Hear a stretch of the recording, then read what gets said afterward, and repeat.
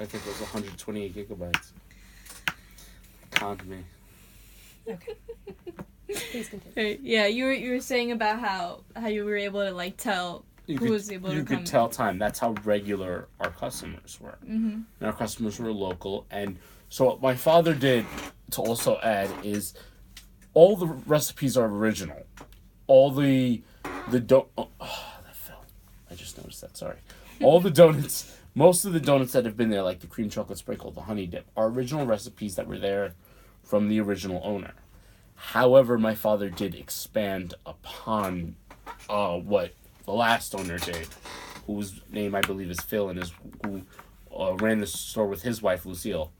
I believe, don't quote me on this, but I believe those were their names. And like the red velvet, it's my father's creation. Things like blueberry buttermilk, maple. My father, along with my mother and now my brother, they talk about what they think they should do like new, and then they balance out a recipe for however you make a recipe, which I do not know, which is why I'm inarticulate right now, and they put it into action, which takes testing, and like the first batch will be like not enough blueberries, you get it. Yeah. Back to where we were. So you could tell time by what customers came in before they walked into the door. Almost, if a customer didn't come in at that time, we also often thought something was wrong. Yeah. And sometimes it would even go as far as to call that person to make sure everything was okay. Mm-hmm. You know what I mean? That's how regular our customer base is. We still maintain that to this day. It's just because of the rezoning laws that what happened is whatever a bunch of politicians got together and decided that Greenpoint was right for development. Yeah. Once they decided that, they took away rent control, right? Mm-hmm. Whoever wasn't rent controlled already could now no longer had to be rent controlled. Basically saying that basically giving the incentive for landlords to kick out prior tenants so they can hike the charge of rent to prices unfathomable at the time. Okay. Then you had an influx, the original influx of people from the Midwest, I think it was mostly, from the Midwest and the Northeast, okay, were artists. And were people who got art degrees, such as myself, like English or art history or you name it. Things that weren't necessarily practical, okay? Right. So many of these people lived 7 in an apartment, paying $2,000 to $2,000 rent in kind of crazy conditions that I couldn't even imagine, but we would hear the stories. And in fact, like one of those guys, one of the original guys that came in, his name is Davey. Probably should not say his name. But he's from Cincinnati, and he came in, and we were just reminiscing how even now from that point, how much Greenpoint has changed. Because those were the originals, and those people were maligned for being, not having any money, being dirty, not giving anything to the community, when in fact they were just artists looking for like a place away from their parents. You know what I mean? They didn't want to live in the Midwest. Brooklyn's mad cool. Okay, can I say mad? Yeah, of course. Okay, not for nothing. And thus, for a while in Brooklyn, there was a crazy cool art scene. Mm-hmm. You know what I mean? Now, there's problems that comes along with that because these kids came with financial backing of the middle class parents.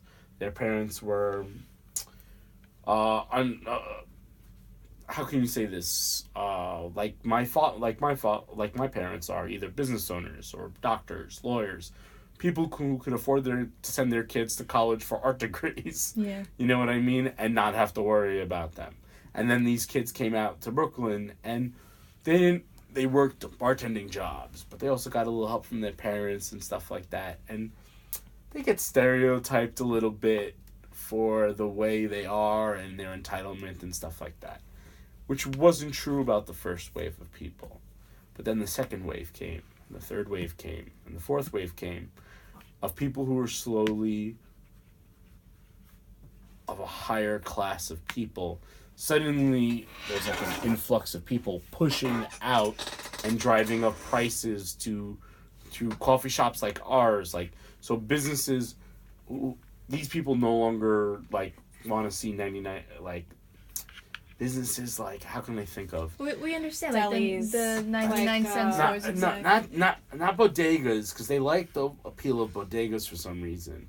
But like, I can remember across the street was Smitty's. It was like a women's undergarment store. The influx of people, I'm not going to use some sort of derogatory term to label them, although we all know what they are. Mm-hmm. Okay. It was Smitty's. They're not going to go to Smitty's undergarment store, so Smitty closes up. He retires. You know, people. A lot of these businesses retired eventually. The Polish community gets pushed out. You know what I mean? Because they were all, at the time, were working class people. Some of the Polish community ended up benefiting from it because they were business owners. Mm-hmm. Like you see businesses across the street from mine, Polka Dot. We actually noticed that, how like a lot of the Polish businesses now are very like, they don't seem like what we're used to. Like in like a real Polish store, I feel like they are a little bit more. They learned how to adapt, I guess, exactly. to like the new people that are there. So originally, everyone was antagonistic towards the influx of people. Okay. Mm-hmm. Now, you could say many things. One, with time, everyone gets used to everything, and you sort of adapt, but really is you adopt the people coming in, and you realize you have to coexist. You don't have a choice. Mm-hmm. You know what I mean? I'm seeing this as someone behind the counter of a donut shop serving people. Where at first I felt some sort of antagonism to the people who were coming, which I don't know why they were my clientele. They were supporting my business. I began to realize that these are just regular people. That the people themselves didn't do anything wrong. It was in fact the people who made the laws to develop Greenpoint that, you know, they knew very well that what they would be doing is pushing out working class Polish people, working class Latin American people, working class Irish and Italian, ethnic groups and non-ethnic groups of whatever. Pushing working class to poverty level people in favor of those people who could afford a $4 coffee. Mm-hmm. You know what I mean? Yeah. So demographic-wise, before it was maybe more immigrants, working class Americans versus now it's more... It was a mixture of Greenpoint. Are we talking about Greenpoint or Williamsburg? What are we talking? Greenpoint. We're talking about Greenpoint Yeah. specifically. It was a mixture of the old Irish and Italian families, okay, that had still remained there. The Polish working class Polish immigrant families who largely are either business owners or largely came to own businesses or like worked in working class jobs. And you also had the Latin American community, which was like the high density was like on the other side of Greenpoint Avenue to Ash. Mm-hmm. Okay, but this is all really mixed in. We're like I'm delineating here where right. They're where like slightly... it's more of a Venn diagram than it is a boundary line. Yeah. You know what I mean? So you show I see like a lot of empathy to like gentrifiers, which like I haven't really come across before. Like people are usually like pretty swift to like label them and then like you said antagonize them, but you seem to be very like... I did antagonize them at one time. But then I realized, what am I against? I'm first of all, my business is profiting off of it, and that is not a lie. Peter Pan Donut Shop has gone from a hole in the wall to Zagat just rated us the #1 donut shop of all of New York congratulations. City. Yeah, that's no congratulations to me. I didn't do anything. I sat there while my parents and brother did all the work. I just took my English degree and took a lot of classes I ain't completed, but which you should not do, kids. But I realized that my change in myself was I started, these customers, the influx of customers started to become regulars. Mm-hmm. And the same thing happened. The cycle repeated itself, which I can tell time, and sometimes I could tell the day, because sometimes, like, people have jobs and stuff like that, so I would tell the day better than the time. The influx of people are known for their punctuality as much as their time, as much as being there, but I came to know these people. I came to know them as people instead of a group, and once you start to know the people, or the person, you start forgetting a lot about. It's like the same thing with racism and sexism and all the biases you can think of. You know what I mean? You could have all the prejudice in the world, but once you sit in the same room as a person for long enough, all of that crap taught myself washes away, and you realize that we're just people. Yeah. And we all have the same wants and desires and needs. And these were very good people, and it wasn't their fault what happened. And then I suddenly realized what happened was change. And change happens. And this is New York City. Okay? And time was going by from the year 2008 to the year 2017. I can't believe it's been 9 years. I've gotten so old. I was discussing this with my best friend Gabriella, who works as a waitress, and now is like basically a manager in the donut shop. And we were discussing how old we've become and how much has changed in our personal lives. But I think about it in a wider lens, where it's like how much from year to year, like the clientele of the store has changed. It's gone from the regular customers I could tell you time by, and then it became the first wave of artists who lived in 7 in a house. And then it came into this new client. And now it goes on and on and on, to the point now where it's people on the weekends coming from Upper East Side, who I see only on the weekends, but come every weekend all the way from the Upper East Side. And like, people who travel from upstate New York and Pennsylvania and all these crazy places. The funniest thing is when a person goes to you, I came all the way from Middle Village to get these donuts. And it's always an old Italian lady, and I go, listen, lady, I live in Middle Village most of the week. That's not that far. Yeah. But it's an old Italian lady, and you can't fault her for trying. Right, of course.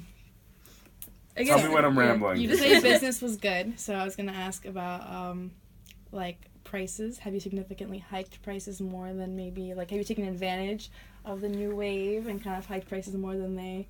I didn't take a look at the menu, but, like, do you guys ever, like, take that into consideration? Should have done your homework. Do your homework, kids. No, she went to the store. We're going to go actually get donuts after this. I hope that's... You can. I'm not going to. That's my day off. Done. I have to actually do a podcast for this. No. The simple answer is no. The complicated answer, which I will give you whether you like it or not, is how can I say this? We run as much as we can what we call an honest business, which is we noticed the influx of customers coming in. We noticed that there was more of a financial backing to the customers that came in. But if you hike up your prices, you're selling yourself to what got you there, which is regular customers. Okay? And you risk, how do you say it? I can't think of the word. It escapes me. You risk alienating them just to gain a profit. When we do profit, we live comfortable lives. We're not the richest people out there. We are not the poorest people out there. We live rather comfortable lives. We don't complain. I went to college. My brother went to baking school. I still go to college in the sense of the word. We've gone on to live a successful life. We did not hike up our prices because the charm of Peter Pan is two things. One, anyone can pay $1.10 a donut. Pretty much, if you think about it, other than a certain group of people who are, let's say, the homeless or something like that, which whenever someone asks me and says I have no money, Sorry, it might be too low. Whenever someone comes up to me and says, "Listen, I have no money. I'm on the street. Can I get a donut?" I give it to them. As long as they don't start harassing me, which has happened in the past, but I usually just give it to them. We don't nickel and dime people, like when it's 110 but someone has 105, we give them the donut. Like, you know what I mean? Mm-hmm. There's something to be said for having integrity in business, because it pays off. Don't use the word karma if you don't want to get spiritual about it, but if you want to be in a business sense strictly, you're buying a customer every time you're doing that. You're investing in like good faith. Mm-hmm. Every time you do something for a customer, I'll give you an example. There was a customer one time who placed an order for 30 munchkins. Okay. She showed up 2 days after the order and said, "Can I have my munchkins now?" This is a person who is local to Greenpoint. Don't assume. Mm-hmm. This is a person. I'm not assuming. I work in Park Slope, and this sounds very familiar. Okay. It's a food business. When you place an order for a certain day, it's for that day at that time. We don't hold your food for you and give you 2-day stale munchkins, and we're not about to honor a 2-day-old order. You know what I mean? Mm-hmm. It wasn't prepaid for, so which means you stuck us on. I sound evil. Which means we took the loss as far as like we did not profit off of making them. Those donuts basically got given away or thrown out. They got made into crumbs actually for the cream room, because they're munchkins, so you just crumble them up and make them into crumbs. But we took a loss. That woman comes in and I said, "Listen, I can't honor it. I can't honor it, but I'll tell you this. I don't know what I did for her. I said, next time I'll give you a couple of extra munchkins, because no, I think it was prepaid, and that was the problem, was that she had paid for them but showed up 2 days late, and so I gifted her like a few extra munchkins or something like that. And the reason why, and she came back the next week and ordered 3 dozen donuts. And my business plan had worked out, which is that I bought good faith that this customer would reward me, even though they had made the mistake. And it worked out. And it happens a lot with customers. You take a chance. A lot of customers, you don't know now with the amount of people. If a person doesn't have 10 cents and you let them go, whether that person is going to come back again. The chances are they are going to come back. And they're going to remember that. They're not going to forget the person who let them go on a dime, because sometimes foregoing profits you in the end, because you keep a lifelong customer and you keep your customer base going. Mm-hmm. And ultimately what we try to do at Peter Pan is create a customer base where we create a family. I call it a family, because especially with me, I get very familiar with people who are regular customers, and I get familiar with people in general. I'm familiar with you guys and I barely know you. I've just been monologuing now for about 10-15 minutes, but I spend more time in Peter Pan Donut Shop than I do in my own home. So it gets to the point where the front of the store becomes my living room, and often I catch myself doing embarrassing things, acting in a way you would only do in your own house, instead of acting how you would professionally in a Starbucks or a Dunkin' Donuts, where I'm sure they demand of their employees. Mm-hmm. And my mother and father have reminded me many times not to act like that, but it's something you can't help when you feel so close. When everyone at the counter is someone you can name, mm-hmm. and you have 17 seats, and there's 3 people online who you know their order just by looking at them, that's mm-hmm. what you want. That's what you want to achieve. That's what I try to achieve. Mm-hmm. Okay, is that knowing your customer, they feel a connection that they will always come back to you. And I do that a lot with kids. I get whenever people bring kids, we get to know the children. I have this new thing has happened now where I started. Kids have asked to learn how to make donuts, so we do a little fake donut tour. Oh, that's so cute. I will be there. I will not give you the fake donut tour. You're above the age. You just missed it, I'm afraid. Yeah. You've missed it by like 10 years. But but my mother will tell you that. My brother will tell you that. My father will tell you that. We create a familiarity with our customer base in hopes that they will always come back and return. And it's kind of hard on a Saturday when you have... So have you ever been to Peter Pan on a Saturday? I've only been during the weekdays. Okay. Come to Peter Pan on a Saturday just for the experiment. Well, and then you'll come and then there'll be no one there, so I'll lose. But there at 11 o'clock in the morning, there has been a line that has started at the counter, gone all the way to the fridge. You know where that fridge? You know what fridge I'm talking about? Gone out the door, and down towards Rite Aid. Oh wow. Now, at that point, it's really hard to get familiar with all those customers. So at that point, you're just screaming, "Next, let's go, let's get." Mm-hmm. But what you do is you try to have personality, and I encourage my waitresses to have personality. Although sometimes it's hard to have personality at Saturday at 11 o'clock when you're running around. When you're a 20-year-old waitress, and you just you have 1,000 things to worry about other than like I gotta get to know this person who's only gonna buy a donut and leave and I'll never see them again. Mm-hmm. But yeah, I don't know where I came from with this or where I'm going with this, but that's my usual rambling style. Yeah, I wanted to ask about like the atmosphere of the street, like Manhattan Avenue or Greenpoint in general. Kind of like growing up, do you feel like it was like safe, like going out at night, and like how has like I know like now it's pretty mellow. Sorry to cut you off. No, that's good. Now there's more nightlife, but yeah, I guess like there's more nightlife now. Okay. It was considerably different, and this is the part where it's problematic. Because I'm going to tell you now that before gentrification, of course, it wasn't safer in Greenpoint. And I'll tell you a story. So when my father used to take me to wake me up at 4 o'clock in the morning when I was 5 years old, he would go up Driggs Avenue.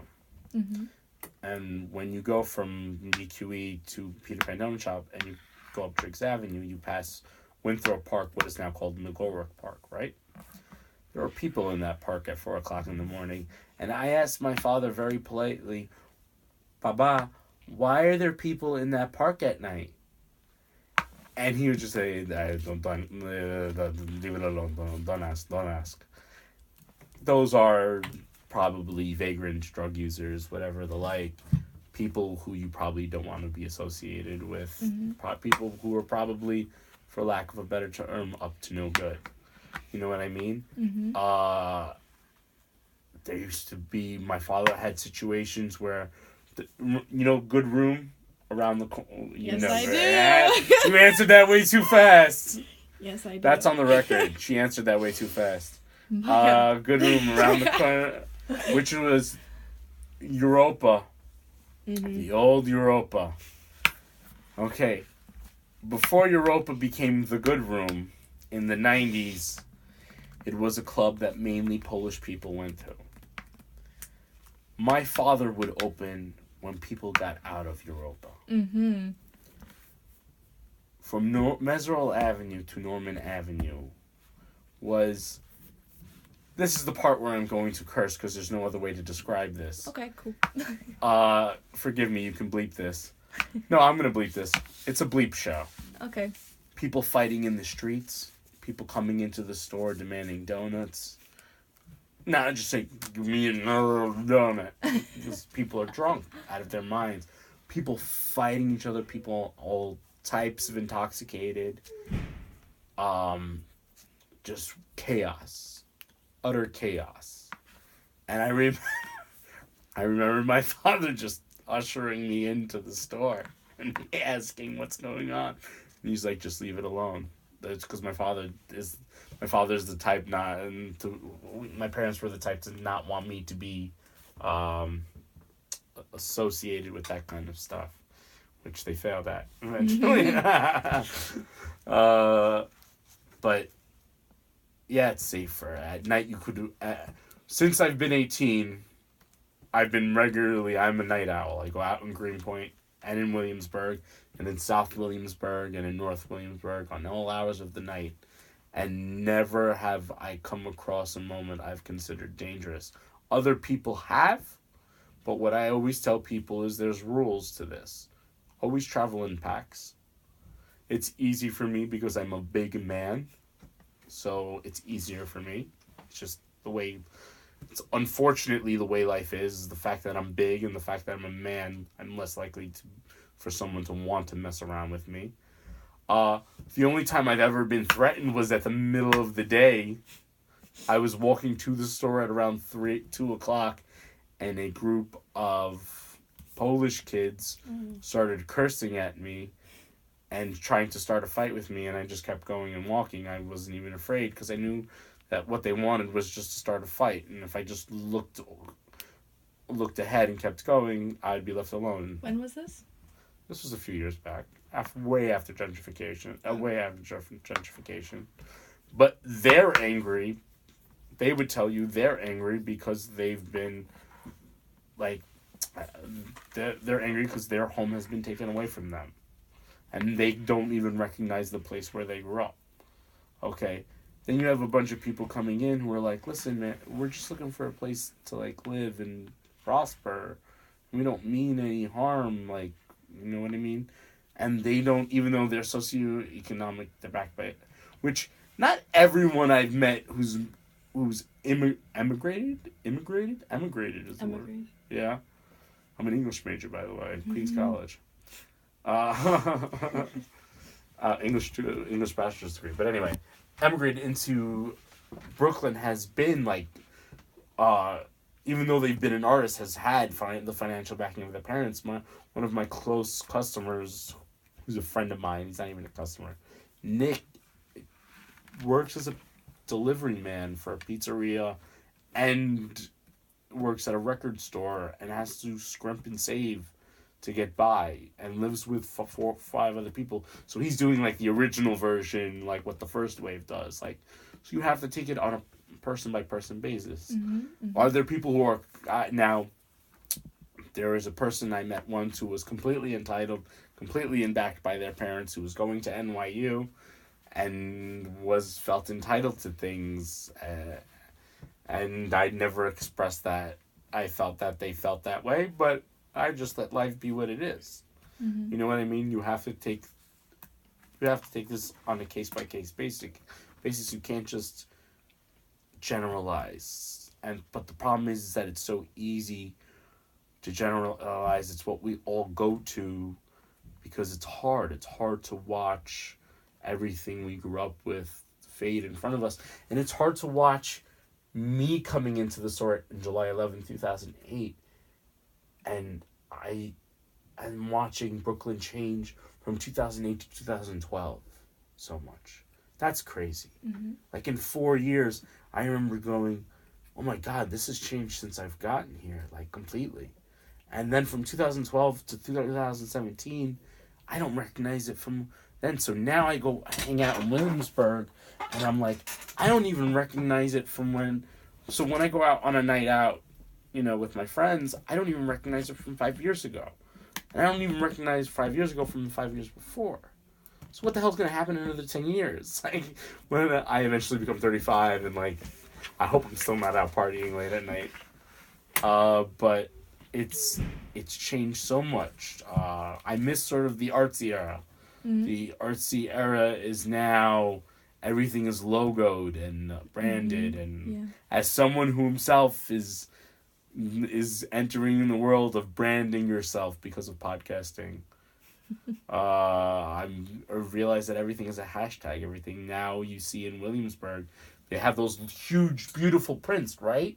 Yeah. Of stuff. It's huge, cool artwork, but it's always an advertisement for something. Yeah, that's right. So they get the art. It's all commercial art, and it's beautiful, and I love it. But at one point there was just like a street art, Mm-hmm. It was like this influx of people had blended in with the community and had, they were really trying to actually be what was there before. You know what I mean? Yeah. But no one was giving them the credit of that because they were foreign. Yeah. You know what I mean? Mm-hmm. Because they were... Now we've lost that even, and now it's all plastic. Now it's all literally plastic where everywhere is taking a credit card except for Peter Pan. Mm-hmm. Like, like everywhere, like everything is just so made up. Wythe Avenue. Have you been to Wythe Avenue? Do you know Wythe Avenue? Is that or like Output on Wythe Avenue? Okay, Yeah. you know where. Maya knows where to party. Take note. Oh my. So Wythe Avenue in the year of 2010, I befriended somebody who lived on the south side of Brooklyn. Every night, 7 days a week, which is how much I went out, I would immediately after closing the store drive up Wythe Avenue, make a right on Norman, and go up Wythe Avenue, and go all the way up Wythe Avenue to South First and find parking. It would take me 5 minutes. In 2 years, it became 10 to 12 minutes. In 3 or 4 years, it became 20 to 25 minutes. Mm-hmm. To drive to the south side, because I drive a car, because I live far enough where I have to actually drive in every day, which is its own story. But it's just amazing. Now the density is crazy. We thought the density was crazy when people were traveling in from the L. You know what I mean? Like in 2008 when people were traveling L and you just sat there on a Saturday night at North 7th and Bedford and just said, this is Manhattan. Mm-hmm. This is what Manhattan looks like. This isn't Bedford Avenue. Which most of my friend Chris, who grew up on North 8th and between Bedford and Driggs, goes, this used to be a ghost town. No one wanted to come here. You used to be able to go to Kent and Wythe and people would nowhere to be found. It would just be drug users and now it's partying and there's lights and no one. It's like you want to scream like, does anyone remember what happened here before? But it's just gone, and no one talks about it and no one says anything about it. Or does anyone need to? I guess is that like a history that needs to be written? That once long ago there were these people here and now they're not here anymore. So, I don't know, it's just something I think about. And that's the difference I see streetwise. And there is a change in the people. It's that it gets more and more, the people are more and more are willing to engage with what Brooklyn was. Mm-hmm. And more apt to say what Brooklyn is. And it's their Brooklyn. Yeah. It's their Greenpoint or their Williamsburg now. See, before it was a bunch of artists who were like, I totally dig the vibe of Greenpoint. This is working class people. I totally love these people. I totally want to be a part of this. They wanted to be adopted. Now you have people who are saying, adapt to me. Mm-hmm. Yeah. And it's too late. That's just what's going to be. And the proof of this is Kent Avenue. Just go to not Kent Street. Kent Street is in Greenpoint. Kent Avenue goes along the East River and used to be like shanty villages. My friend Crystal, who grew up in Williamsburg Projects, says it used to be shanty towns there and dope users and...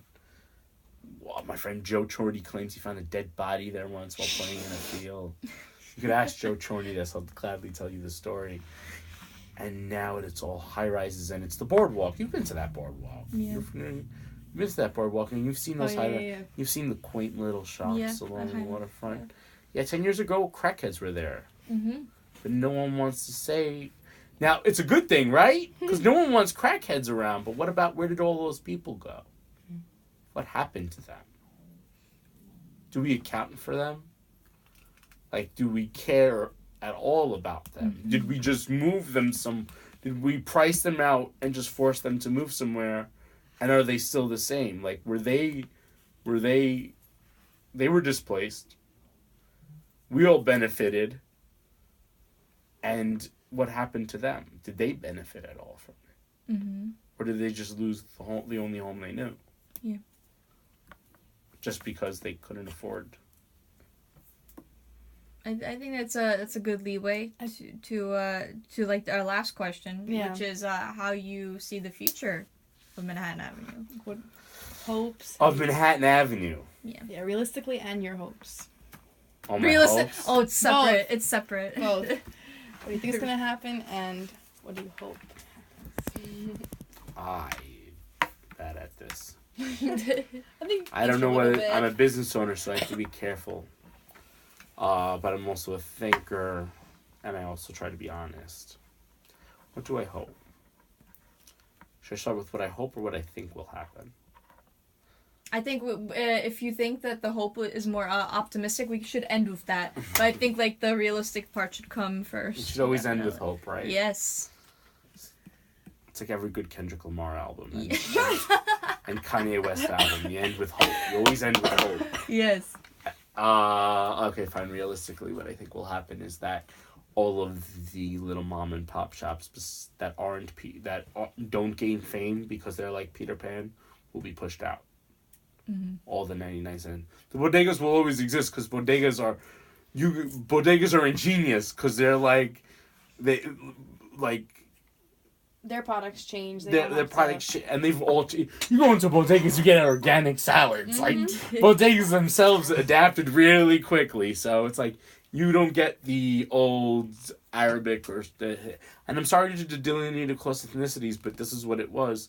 But this is what I see, so I'm going to tell you the honest truth.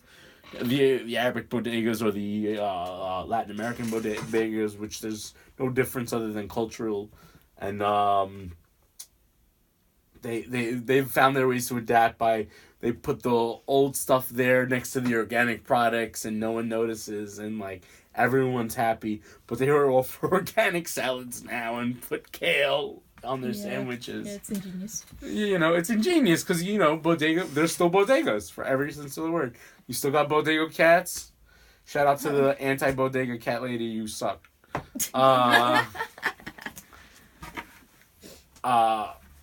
Realistically, though, every mom and pop shop will be replaced by something more powerful. What do I mean more powerful? Something that has something with financial backing. I can give you an example. Do you know where on the corner of Manhattan Avenue and Meserole Avenue? Mm-hmm. Right on our corner. Yeah. That's a TD Bank. Yeah. For years it was another coffee shop, Maria's Coffee Shop, and they had donuts as well. That was good. Of course not. They're not. They just weren't objectively, and they closed down for years, for 5 years maybe. They could not find a tenant because the rent was too high. Who eventually became their tenant? TD Bank. Why? Because TD Bank will afford any tenant. Can afford any rent. Mm-hmm. You know what I mean? Yeah. So all these commercial spaces, the landlord, you kind of can't. Either you have to take a huge loss in possible profit, or be stupid and be more. Being integrity also aligns with being a little bit stupid. So you have to have so much integrity as to forego the amount of money a TD Bank can give you to put in to give a mom and pop store a chance. Mm-hmm. So what's going to happen is these small little businesses that don't have a name, these like people like my parents, they'll get replaced by name organizations, the brands that already existed, a Rite Aid, a CVS, whatever I can't even think of. Bank. Why are there so many freaking banks on Manhattan Avenue? Okay, do people have that much money? I don't even think. Everyone complains they have no money, but there's a lot of banks on Manhattan Avenue. Tells a different story. That's what's going to happen, I feel like. But then again, there are businesses that continue to survive. I just think over time, people get older, and then, the mom and pop stores, their kids get educated. Most people have mom and pop stores. Either it gets passed along to the kid who eventually expands it and makes it into a commercial, like multi-commercial, like, with multiple businesses and stuff like that, or the kid, becomes something else and the mom and pop closes down, and then something gets put there that's a Starbucks or something of the kind. You know what I mean? Yeah. That's just the natural order of things. That's how it goes, and it's New York City. It's not anywhere else. And the places that do open up, like the businesses that do open up, are going to be all tailored to the new market. It's not going to be tailored to anyone. That's the thing people are most bitter about, I think, is that the new businesses are never tailored to the old Greenpoint. Mm-hmm.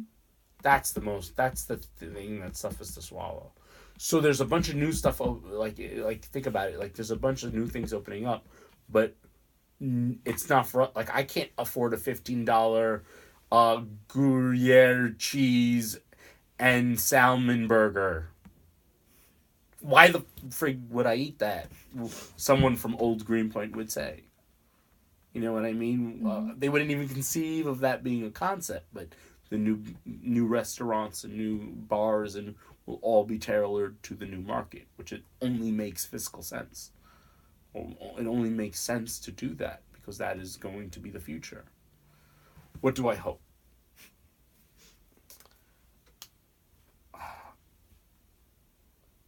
I hope that our community continues to be a community. The thing about Greenpoint is, and the thing about every Brookyln community, is that there is a community there. There was a community before and there's a community after gentrification. You just have to go and find it.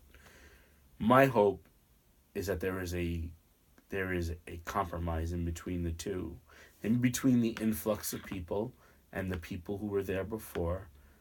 They realize that we have to stick together as a community for the benefit of all of us. It's like, why? And there are people who do that. I can name you people off the top of my head. I just don't know if they want to be named. I've already named too many people who I don't think need to be named. A sense of community is my hope. Is that, yes, it is without, I will place my bets on the fact that Greenpoint will become as plastic as possible. That it will be nothing more than what Manhattan is like. And I feel like Manhattan's like a dead zone of like culture. There's a lot of people who don't feel like that, but I feel like that when I go there. I feel like it's just, I'm sure there's pockets here and there, but for the most part, it's like a dead zone for culture, and I feel like we're already getting there with Williamsburg and Greenpoint.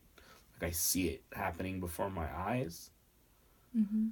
But what I hope is that the kids that are growing up now, the kids that came with the second and third wave, because, all these hipsters and yuppies that we like to call them when we finally use the word, had kids eventually. Because we all have kids eventually. Most of us. Not me. Hell no. And that those kids will have a community and that they'll stick with the community and they'll realize and they'll all play with each other and they'll all get along. And that whatever is left of old Greenpoint that decides to stick around and be resilient and not care about whatever's changing, that they will stay there, decides to have their kids play with those other kids. Mm-hmm. And the community continues that way. Instead of being antagonistic towards one another, just learn that the community needs to grow, that the community needs to change. It's literally its face and its makeup and its composition alters. But the sense of community, my hope is that community still stands. And that is ultimately what we're doing at Peter Pan. It's funny because I've never mentioned once making a profit, which I feel like we do make a profit at Peter Pan. That is our ultimate goal of any business, to make a profit. But really, I feel like what we try to do is create a community, and the profit comes with that. Mm-hmm. The profit comes after that. That's why can't be... People ask me all the time, can there ever be why don't you guys open up another Peter Pan? There is no such thing. Because the whole point of Peter Pan is the community. Yeah. We don't make Peter Pan ultimately. You guys do, I guess. And that's what I hope. That was a great ending. Okay, well, on behalf of, our group, our third member couldn't make it today, but, like, thank you so much for doing this with us. Like, Thank you guys seriously. for letting me ramble. We're gonna send you a copy of this because she only brought one copy.